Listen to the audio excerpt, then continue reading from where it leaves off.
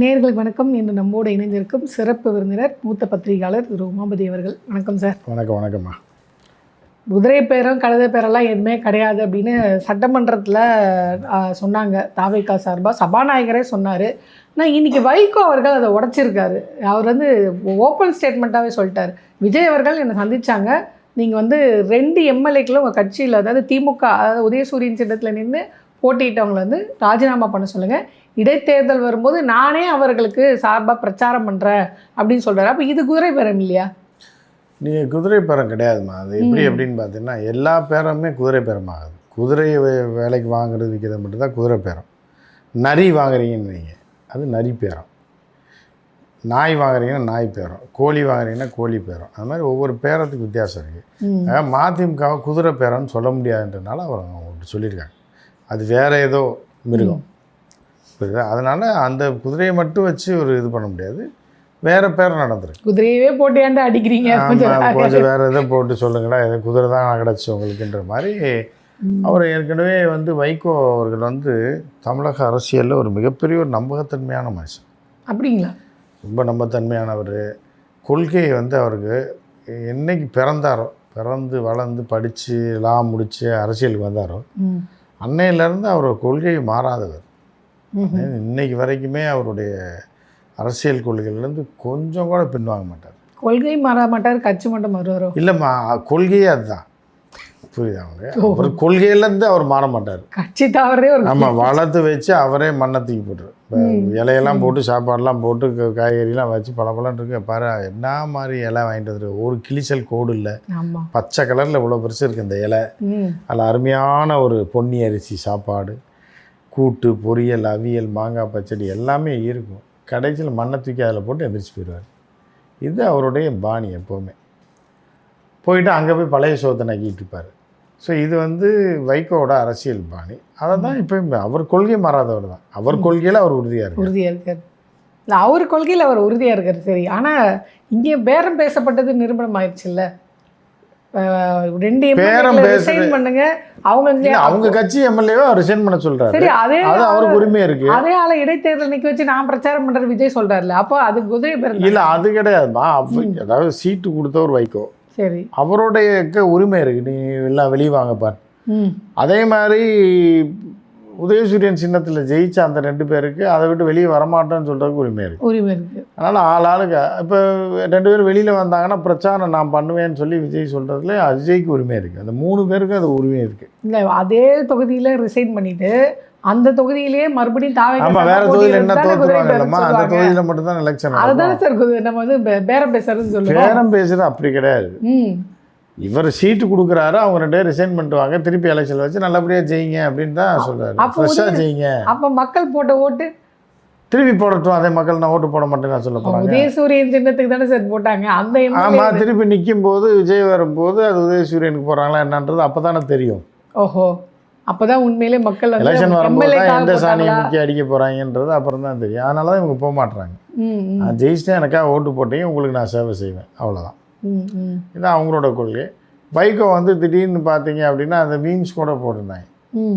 என்னது வரமாட்டிங்களா, ஏன்னா இதெல்லாம் சோபா கொண்டு வச்சுட்டு போயிட்டாங்க, இப்போ கடைசி நேரத்தில் வரமாட்டேன்னீங்கன்னா எப்படி இது அப்படின்னு போட்டுப்பாரு. அது நீங்கள் சோபா வாங்கி நாங்கள் என்னங்க பண்ணுறது அப்படின்னு சொல்லி அவங்க அப்படியே அவங்க வரல அப்படின்ற மாதிரி அவங்க அங்கேயே இருந்துட்டாங்கன்ற பேசின டீலிங் கொஞ்சம் அவங்களோட சேர்த்து பேசியிருக்கலாம். அவருக்காக மட்டுமே என்ன பேசினாங்களோ தெரியல, அது கட்டுப்படி ஆகலையோ என்னவோ, அதனால அப்படி இருக்குது அப்படின்னா. ஆனால் இது ஒரு புறம் இருக்கும்போது மன்னராட்சியவே நாங்கள் ஒழிக்கிறோம் அப்படின்னு சொல்லி விஜய் வந்தார். வாரிசு அரசியல் ஒழிக்கிறோம், மன்னராட்சியை ஒழிக்கிறோம் அப்படின்னாரு.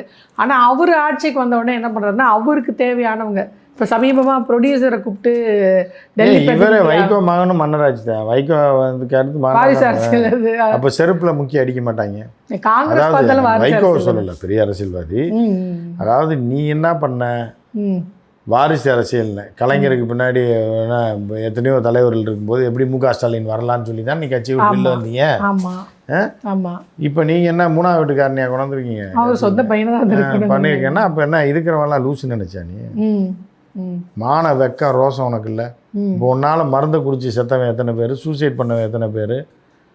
அப்போ அவன் வாழ்க்கையெல்லாம் நாசமாக போச்சு இல்லை? நீ வாழ்கிறதுக்காகவும் உன்னுடைய குடும்பம் வாழ்கிறதுக்காகவும் ஏன்னா உன்னை நம்பி வந்து எத்தனை பேர் கொள்கை இல்லைன்னு வாயில் வடை சுட்டு பேசி கவுத்தி எத்தனை குடும்பத்தை நீ நாசமாக்கியிருக்க அப்படின்னு கேட்பானா இல்லையா?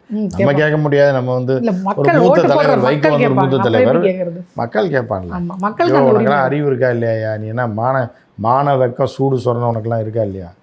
எதை வச்சு நீ வந்து திமுக விட்டு வெளியே வந்த? வாரிசு அரசியல் தானே வெளில வந்த. இப்போ மகனை வச்சு நீ இந்த ஆட்டம் ஆடுற.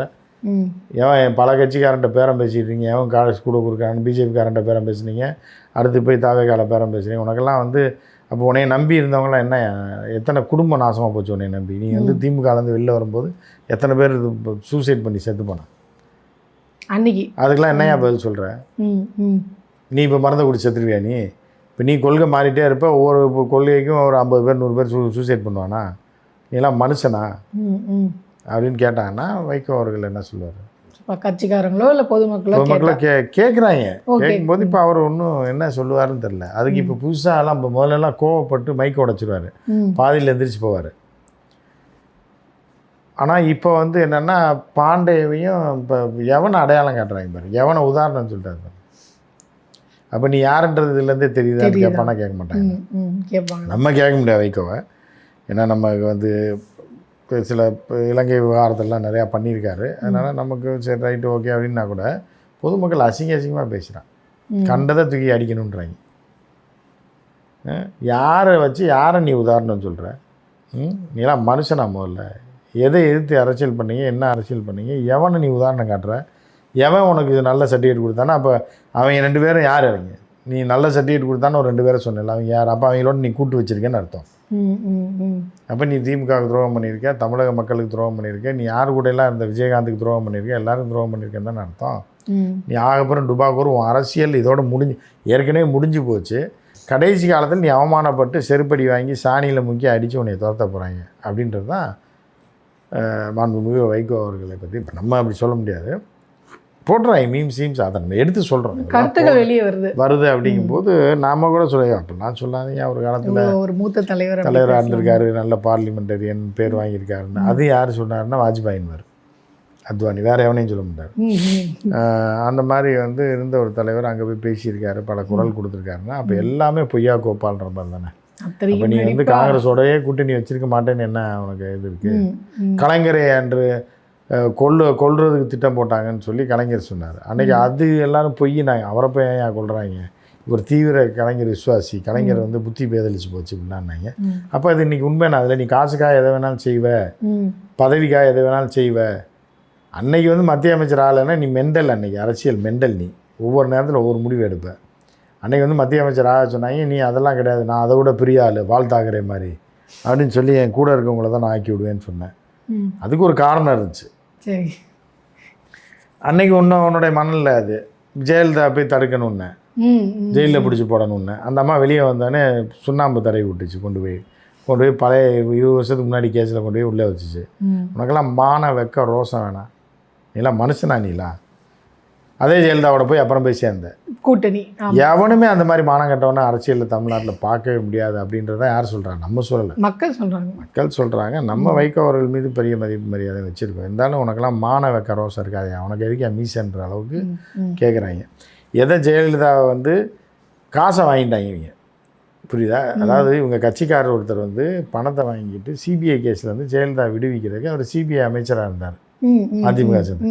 அவர் பேமெண்ட் வாங்கிட்டார். இவர் வீராப்பா அமெரிக்காவில் இருந்துக்கிட்டு அதெல்லாம் கிடையாது, ஏன்னா அவர்களுக்குள்ள உன்னை கட்சியை விட்டு தூக்கிடுவேன், நீ எப்படி அந்த மாட்ட காசு வாங்கினேன்னா அப்படியா சொன்னார். அந்த ஆள் வரட்டும்னு சொல்லி அமெரிக்காவிலேருந்து ஏர்போர்ட்டில் இறங்கினோடனே போலீஸ் பிடிச்சி போயிடுச்சு. அவரோட கட்சியை தூக்குற முன்னாடி நான் உடனே தூக்குறேன் பாரு அப்படின்னு சொல்லி தூக்கி விடுது. அந்த மானங்கட்ட ஆள் வந்து ஜெயிலிருந்து வந்த உடனே இவருக்காக குரல் கொடுத்த ஒரு கலைஞர். ஓகே, ஜெயிலில் இருக்கும்போது நெடுமாறன் அவர்கள், கலைஞர் அவர்கள்லாம் ஜெயலலிதா எடுத்து குரல் கொடுத்தாங்க. இந்த ஆள் வந்தவொடனே என்ன பண்ணிட்டாருன்னா கொஞ்ச நாளில் திருப்பி ஜெயலலிதாவோட போயிட்டார். அந்த மாதிரி ஒரு கேடுகெட்ட கேவலமான ஒரு ஜென்மம் அது, புரியுதா? அந்த கேடுகெட்ட ஜென்மம் வந்து அதுக்கப்புறம் என்ன பண்ணுச்சுன்னா புனிதமாக இருந்த வெகுளித்தனமாக இருந்த விஜயகாந்தை கொண்டு போய் நாசக்காடு பண்ணி கோர்த்து விட்டு காலி பண்ணி விட்டுச்சு. அதற்கப்புறம் திருப்பி திமுகவில் வந்து கலைஞரை காலி பண்ணிச்சு. அப்போ தான் செருப்பை எடுத்து எறிஞ்சாங்க. கலைஞரை பார்க்க வரும்போது உடல்நிலை சரியில்லாமல் மருத்துவமனையில் அனுமதிக்கப்பட்டிருக்கும் போது நள்ளிரவில் போய் பார்க்க போகும்போது உண்மையான திமுக தொண்டனுக்கு வைகோ யாருன்னு தெரியும். திமுக ஃபாலோவர்ஸுக்கு தெரியும். அதான் பட்டாசு அடிச்சு கொண்டாடுறாங்க இப்போ. ஆமாம், உண்மையான திமுக தொண்டை செருப்பால் அடித்தான், செருப்பு எடுத்து எரிஞ்சான் நம்ம ஏரியில். வைகோ எரிஞ்சான். அது எங்கள் அண்ணன், எனக்கு அவருக்குள்ள உறவு என்னன்றது தெரியும், சாதாரண தொண்டை தெரியும். அப்போ கண்டுபிடிச்சிட்டாங்க நீ யாருன்றது. இப்போ இல்லை, நீ ஈழத்தமிழர்கள் விவகாரத்தில் வந்து கலைஞரை கொல்ல பார்க்கும்போதே நீ யாருன்றதை கண்டுபிடிச்சிட்டாங்க திமுக. அதாவது திமுகவை பற்றி ஈழ வரலாறு தெரிந்தவர்களும் அந்த காலகட்டத்தில் வைகோவோட மூவ் என்ன, கட்சி புரோட்டோக்காலுக்கு கட்டுப்படாமல் நீ பண்ண வேலை என்ன, நீ அடுத்து என்ன முன்னெடுக்க போகிறேன்னு அன்றைக்கே கண்டுபிடிச்சிட்டாங்க. கண்டுபிடிச்சி தான் உன்னை துரத்துனதில் எல்லாரும் இது பண்ணாங்க. சில புல்லுருவிகளும் கைக்கூலிகளும் இந்த ஆள் கூட போனாங்க, எல்லாமே நாசமாக போயிட்டான். ஒருத்தன் கூட வளங்கள். வைகோ கூட போனவர்கள் நல்லவர்கள் நிறையா பேர், எல்லாம் நாசம். ஒரு 3 பேர் மத்திய அமைச்சு அமைச்சர் பதவியை வச்சு எனக்கு நல்லா சம்பாதிச்சாங்க. பொள்ளாச்சி கண்ணப்பன், காரோட்டி கண்ணப்பன், அப்புறம் வந்து நீங்கள் இந்த இங்கே செஞ்சி ராமச்சந்திரன், நம்ம 2-3 பேர். அவருக்காக உண்மையாக உழைச்சவங்க பூரா அந்த ஊரில் இருக்காங்க. இப்போ நெல்லை மல்லை சத்தியாலாம் பார்த்தீங்கன்னா உயிருக்கு உயிராக நினைச்சார். ஆமாம், இவ்வளோ கேடுகட்ட மனுஷன்றது இப்போ தான் அவருக்கே தெரியுது. இன்னும் பலரும் கூட இருந்தால் ஒருத்தர் மரணிச்சிட்டார் இந்த ஆள்னால சூசைட் பண்ணி இறந்துட்டார். அந்த அளவுக்கு கேடுகட்ட ஒரு அரசியல்வாதி யாருன்னா தமிழ்நாட்டில் விஜய் கிடையாது, எடப்பாடியார் கிடையாது, ஓபிஎஸ் கிடையாது. ஓபிஎஸ்னால் இந்த மாதிரி கேடுகட்டத்தனத்தெல்லாம் இன்றைக்கி வரைக்கும் பண்ணலாம். நம்பினவனை அவர் எவனுக்குமே செய்ய மாட்டார். எவனை என் பின்னாடி வராதிங்கடான்ற 5 பைசா டீ கூட வாங்கி தர மாட்டான்னு தெரியும், அவனு வரமாட்டான். இந்த ஆள் பேச்சியாக ஏமாற்றி கொண்டு போய் மொத்தமாக அவன் குடும்பத்தையே நாசப்படுத்திடுவான் அப்படின்னு யார் சொல்கிறா? மக்கள் கட்சிக்காரங்க சொல்கிறாங்க, நம்ம சொல்லலை. அந்த கருத்து அந்த மாதிரி இருக்குது. இருந்தாலும் நம்ம வைகோ அவர்கள்ட்ட என்ன பண்ணுறோன்னா, கடைசி காலத்தில் நீங்கள் இவ்வளோ அவமானப்பட்டு தான் அவங்க வாழ்க்கை முடிய போகுது அரசியலில் அப்படிங்கும்போது ஒரு பெரிய ஒரு விஷயம். வருத்தமாக தான் இருக்குது. இவ்வளோ நெடிய அரசியல் பயணம், இவ்வளோ இது இருந்தோம், இப்படி ஒரு நிலைமை அவர்களுக்கு அப்படின்னு நம்ம நினைக்கும் வருத்தமாக இருக்குது. சரி, இப்போது இந்த விஷயம் தான் சார் நான் வந்து கேட்க வந்தது. இந்த இல்லை இது எப்படி இருக்குன்னா, முதலி என்ன பண்ணுறோன்னா, தீபாவளிக்கு போகிறதுக்கு இப்போ கோயம்புத்தூர் போகிறோன்னு வைங்க, 3 மாதத்துக்கு முன்னாடி ரிசர்வேஷன் பண்ணி அது வெயிட்டிங் லிஸ்ட்டில் இருந்து அது வந்து அந்த பயணத்தை ஃபாலோ பண்ணி அதுக்கு தட்கலில் போட முடியுமான்னு வெயிட் பண்ணி கடைசி நேரத்தில் தட்கலில் போய் வரிசையில் இது பண்ணி ஐயோ கிடைக்குமா கிடைக்கலையான்னு கடைசி நேரத்தில் குடும்பத்துக்கு டிக்கெட்டை போட்டு தீபாவளி வந்துச்சு, டிக்கெட் கிடச்சிச்சா அப்படின்னு சொல்லி வண்டி ஏறி பெரம்பூரில் இறங்கி இன்னொரு வண்டியில் ஏறி திருப்பி வந்துட்டான்னா அவன் எவ்வளோ பெரிய லூஸாக இருப்பான் பாருங்க. புரியாது? கண்டிப்பாக 3 மாதம் முன்னாடி டிக்கெட் போட்டு அதை வெயிட்டிங் லிஸ்ட்லேருந்து அதை அப்புறம் மெனக்கெட்டால் இவ்வளோ கஷ்டப்பட்டேன், இவ்வளோ காசு போட்டேன், எல்லாம் முன்னே கடைசி தட்கலில் டிக்கெட்டை போட்டு இப்போ கால் டாக்ஸி புக் பண்ணி ஸ்டேஷன் வரைக்கும் போய் இலக்கி போய் வண்டியில் ஏறி பெரம்பூரில் இறங்கி மூதேவி திரும்பி வந்த கதையாக தான் இருக்குது. நம்ம இது வைகோ சொல்ல, உதாரணத்துக்கு சொல்ல யாராவது ஒருத்தர் அந்த மாதிரி எக்ஸ்பீரியன்ஸில் உனக்கு வந்து உனக்கு சூரிட்டி பாண்டே அவன்லாம் ஒரு ஆளுன்னு சொல்லி அவன் வந்து உனக்கு சொன்ன நீ எவ்வளோ கேவலமானவனாக இருப்ப பாரு, கேடு கெட்டவனாக இருப்ப பாரு. இல்லை பாண்டே சொல்கிறீங்களா? இல்லை பாண்டே நல்ல டைப். பாண்டே இல்லை, பாண்டேக்கு பெருமை தான் அது. பாண்டே வந்து நான் பெருமையாக தான் நினைக்கிறேன். ஏன்னா தம்பியை வந்து நம்ம கூட பணியாற்றிய தம்பி வந்து வைகோ வந்து சொல்கிறாரு. நீங்கள் எல்லாருமே பெருமையாக தான் நினைக்கிறீங்க. மக்களுடைய கருத்தை தான் நான் சொல்லிக்கிறேன். அதே மாதிரி துக்ளக் குருமூர்த்தி அவரெல்லாம் உதாரணம் காட்டுறாரு. அப்போ நீ உனக்கு எந்தெந்த லிங்கோட இருந்திருக்க பாரு, நீ அவங்கள சொல்லி பேசணும். அவங்களோட லிங்க்கில் நீ இருந்திருக்க. சரி, சேர்க்க சரியில்லைனாலே உன் வாழ்க்கை இப்படி தான் அப்படின்ற மாதிரி தான் எல்லாம் சொல்கிறாங்கன்ற மாதிரி. பாவம் என்ன பண்ணுறது? பாவம்னா தமிழக மக்களும் இந்த ஆளை நம்பி போனவனும் மருந்து குடி சேர்த்தவன், தூக்கு போட்டு சேர்த்தவன், ஈழத்தமிழர் விவகாரத்தில் இந்த ஆள் பேரை சொல்லி இந்த ஆள் கட்சியை விட்டு கலைஞர் நீக்கிட்டாருன்னு பல குடும்பம் நாசமாக போச்சு. முட்டாள்கள் பல பேர் மருந்து குடிச்சாங்க. சரி, அந்த நேரத்தில் அவர்கள் அறியாமல் இருக்கலாம். அவர்கள் குடும்பம் என்னாச்சு? நாசமாக போச்சு இந்த ஆள்னால. ஆமாம், பல பேர் வந்து இப்பயும் வந்து வாரிசரசன் கடைசியில் உன் மகனை கொண்டு வரது தானே இவ்வளோ வேலை பார்த்த, என் குடும்பத்தை மனம் போட்டே அப்படின்னு சொல்லி தாய்மாரெல்லாம் வாயில வயிற்றுல அடிச்சுக்குவாங்க. சுகர் குடிச்சுன்னா நடைப்பயணம் போகிறது, ஆமாம், அதை ஒரு உள்குத்து வச்சுக்கிட்டு அதை வந்து இது பண்ணுறது. ஜெயிலில் போட்டு ஜெயலலிதா வறுத்து எடுத்துருச்சு 3 வருஷம். இந்த மூதேவி வந்து இப்போ நடைப்பயணம் போகுது. எய்தாப்பில் இந்த அம்மா காரில் போனால் நிறுத்தினோடனே உடனே அண்ணே தங்கச்சி என்ன அந்த அம்மா பார்த்துட்டு கோமாளியா நீ உன்னை பிடிச்சி உயிரப்பட்டு நான் வேணே வண்டியை நிறுத்துறது வந்து அவ்வளோ பாசத்தை பொழிகிறேன். அவங்க நினச்சிருப்பாங்க இதுக்கு எதுக்கு இவ்வளோ தூரம் ஜெயிலெல்லாம் போட்டு கூட்டு மிரட்டியிருந்தாலும் சரியாக இருந்திருக்கும். பாவம் அந்த அம்மா அதை தான் நினச்சிருக்கோம். பாவம் ஒரு சைக்கோ இதை போய் ஓவரா பண்ணி பெரிய ஆளு நினைச்சிட்டோம். அது விடுதலை புலிகள் நம்ம உயிருக்கு ஆபத்தாக இருந்தேன், இதே மூதை வீணாக போனது அப்படின்றது அப்புறம் தான் தெரிஞ்சிருக்குன்னு சொல்லி அவங்க இதுவும் நம்ம சொல்லலை. வரலாறு சொல்லுங்க. நம்ம நேற்று ஒருத்தட்ட பேசிகிட்டு இருக்கும்போது சொல்கிறேன். Okay okay. நான் தான் சொன்னேன், அந்த மாதிரிலாம் அசிங்கமாக பேசாதீங்க, வயசுக்கு மரியாதை கொடுக்கும். கட்சி நாசம், பல பேரை தெருவுக்கு அனுப்பியிருக்காரு. ஓகே விடுங்க, என்ன பண்ணுறது. அவர் ஏதோ இனிமேனாலும் ஒழுங்காக இருக்கணும். இனிமே என்ன, இந்த ராமாய்க்கு வயசுக்கு வந்துட்டான்னு ஒரு படம் வந்துச்சு. இனி 80 வயசில் ராமாய் வயசுக்கு வந்தானா வரலன்னா என்ன கதை தான் அவர் சொன்னார். இனி என்னங்க பண்ணுறது, எல்லாம் செஞ்சு முடிச்சிட்டோமேங்க, ரத்தத்தை பூரா உறிஞ்சிட்டானுங்க. அந்த உறிஞ்சி மகனை கொண்டு வர இது எப்பயோ மகனை கொண்டு வந்திருக்கலாமே. திமுகவில் அப்பயே சீட்டு கொடுத்துருந்துருப்பான் இல்லை. அப்போ நீ அடுத்த ஆளை கொண்டு வந்து செஞ்சி ராமச்சந்திரன் அந்த நேரத்தில் மகனுக்கு சீட்டு கொடுத்தேன்னா கூட கேட்டிருக்க மாட்டாங்களா. அன்றைக்கே 4-5 MP சீட்டு கொடுத்தாங்க. மகனை அப்பயே மத்திய அமைச்சர் ஆக்கியிருக்கலாமே. நீ முட்டாள்தனமாக யோசிச்சு எல்லாத்தையும் பிற்போக்குத்தனமாக எல்லாத்தையும் பின்னாடி யோசிச்சு தான் நீ குடும்பத்தையும் வீணாக்கி நீ வீணாக போய் தமிழக மக்களையும் வீணாக்கி உன்னை நம்பினவனையும் வீணாக்கி கடைசியில் நீ வீணாக போயிட்டியே அப்படின்னு அவரோட ஆதங்கம். இல்லை அந்த மகன் நீங்கள் குறிப்பிட்டீங்க. அப்போ தான் எனக்கு இன்னொரு இது ஞாபகம் வருது. அந்த ராஜினாமா செய்ய சொன்ன எம்எல்ஏக்கள் வந்து கேட்டிருக்காங்க, நான் உதயசூரியனில் நின்று நான் ராஜினாமா பண்ணுறேன், அதே மாதிரி உங்கள் பையன் வந்து திமுக கூட்டணியில் நின்று தானே MP ஆனார், அவரை வந்து MP ராஜினாமா பண்ண சொல்ல பல பேர் இதில் சாணியை கரைச்சி செருப்பால் அடிக்காத குறமா விளக்கு மாத்தால் அடிக்காத குறையில் எல்லாரும் கேட்டாங்க. ஆனால் நம்ம டீசெண்டாக கேட்குறோம். இப்போ இவர் இருக்கார், ஐயா நீங்கள் வந்து திமுக கூட்டணியில் உங்கள் மகன் நின்னார், அவரை வந்து அதுதானே நியாயம். ஆமாம், நான் எம்எல்ஏ மனசாட்சி இருந்தா நீ MP ராஜினாமா பண்ணுங்க கேட்கல, நியாயம் இருக்குது. அதை எப்போ பண்ண போகிறீங்கன்னு தான் நம்ம அதை பண்ணிட்டு தலை சிறந்த பார்லிமெண்டரியான வைகோ அவர்கள்ட்ட நம்ம கேட்குற கேள்வி இது. அவங்க சாணியமுக்கி அடிக்கலாம், செருப்பு எடுத்து வீசலாம், ஏன்னா அவங்களுக்கு அதுக்கு தொண்டர்கள் அடிபட்டிருக்கான், உரிமை இருக்குது. நம்ம அந்த மாதிரி கேட்க முடியாது, தர்மத்தை தாண்டி நம்ம பேசவும் முடியாது. அதனால் நம்ம இப்படி சொல்கிறாங்கன்னு சொல்ல வேணாம், சொல்ல அதே பெரிய கடைப்பிடிக்கிறீங்க. ஆமாம், அது மாதிரி சொல்கிறாங்க, அப்படிலாம் பேசிக்கிறாங்க, சாணியமுக்கி அடிக்கிறத தேடிட்டு இருக்காங்க, உங்களுடைய கவனத்துக்கு செருப்படுத்து இது பண்ணணும் அடிக்கணும்னு சொல்லி தேடிட்டு இருக்காங்கன்னு நம்ம சொல்லலாம். ஏன்னா ஒரு இடத்துல போகும்போது பாதுகாப்பாக இருக்கணும்ல. ஒரு பெரிய தலைவர் ஈழத்துக்காக வேலை பார்த்துருக்காரு.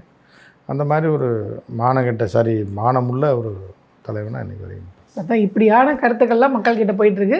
ஸோ வைகோ அவர்கள் வந்து கொஞ்சம் சுதாரித்து அதுக்கு உயிர் பாதுகாப்பாக இருந்தது அப்படின்ற மாதிரி. இல்லைன்னா அப்போ நான் கேள்வி இல்லை பத்திரிக்கையாளோ நீங்கள் கேட்குறதுக்கு நான் பதில் சொல்ல முடியும்னா அப்புறம் என்னத்துக்கு பிடுங்குறதுக்கா நீ வந்து உட்காந்துருக்கேன்னு கேட்குறாங்க. ஒரு தம்பி வந்து ஃபோனில் சொல்கிறான். ஆனால் போனேன்னா அப்புறம் என்ன கேள்வி கேட்க வேண்டியதானப்பா, நீங்கள் கேட்டால் உனக்கு நான் பதில் சொல்ல முடியாதுன்றாரு. நீ கேட்குற கேள்வி உள்நோக்கத்தோடு கேட்குறாரு. அப்போ நீ உள்நோக்கத்தோடு உட்காந்துருக்கேன்னு கேட்க வேண்டியதானப்பா, நீங்கள் ஏன்ப்பா கேட்கலன்னா ஒரு தலைவராக என்ன பண்ணுறது. அவர் ஏதாவது அறிவாளின்னு நினச்சி பேசிகிட்டு இருக்காரு. அவர் மாதிரி ஒரு ஆகப்பெரும் கூவையாக வந்து உலகத்திலே பார்க்க முடியாது. அந்த ஆள் ஒரு நாசகார சக்தி நான் விடுங்கண்ணா இல்லைப்பா, அதெல்லாம் நீங்கள் நேர்லேயே கேட்கணும். இந்த மாதிரி பண்ணிட்டீங்களே சார், உங்கள் பையனை ரிசைன் பண்ண சொல்லாமல் மீதி 2 பேர்னா லூஸா, நீ சீட்டு கொடுத்தா நிற்கிறதுக்கும் உடனே வெளியில் வேணாம் வந்து அவன்கிட்ட காசை வாங்கிட்டு அவன்கிட்ட கொண்டு போய் இவனை கோர்த்து விடுவேன். இதென்னா இதா வடிவேலா, நாங்கள் அவங்க MLA தாங்க முட்டுச்சந்தில் போய் 10 நாள் வச்சு அடித்தாங்க, மூத்திர சந்துக்குள்ளே கூப்பிட்டு போகிற மாதிரி நீ போய் இங்கே சீட்டு கொடுப்ப, இப்போ இங்கே ரிசைன் பண்ணிட்டு அவன்கிட்ட போனோம், அவன் எனக்கு பிரச்சாரம் அவன் வச்சு அடிப்பான், அப்புறம் அவன் கட்சியிலேருந்து இன்னொரு இடத்துல காசை வாங்கிட்டு மாறுவேன், நாங்கள் அங்கே நாங்கன்னா மூத்திர சந்து வடிவேலா அப்படின்னா அந்த 2 MLA கேட்டதா எவ்வளோ அடித்தாலும் தாங்குறியன்ற மாதிரில இருக்குது. போயா அந்த மாதிரி சொல்லிட்டாங்கன்னு சொன்னாங்க. சரி பார்க்கலாம். இவர் மதிமுக நிலைமைனா அதிமுக நிலைமை அதை விட மோசமாயிட்டு இருக்கு. அதிமுக நிலைமை நம்ம 6 இன்னைக்கு 6வது ஒரு இது MLA வந்து ராஜினாமா பண்ணியிருக்காரு. இல்லை அது பண்ணியிருக்காரு, அதை நம்ம அடுத்த கட்டத்தை பேசுவோம். அடுத்த கட்டம் அது தொடர்ந்து நடக்கதான் போகுது, அதை பற்றி பேசி போகுது இல்லை. இவ்வளோ நேரம் உங்களுடைய நேரத்தையும் கருத்தையும் எங்களோட பகிர்ந்ததுக்கு ரொம்ப நன்றி சார்.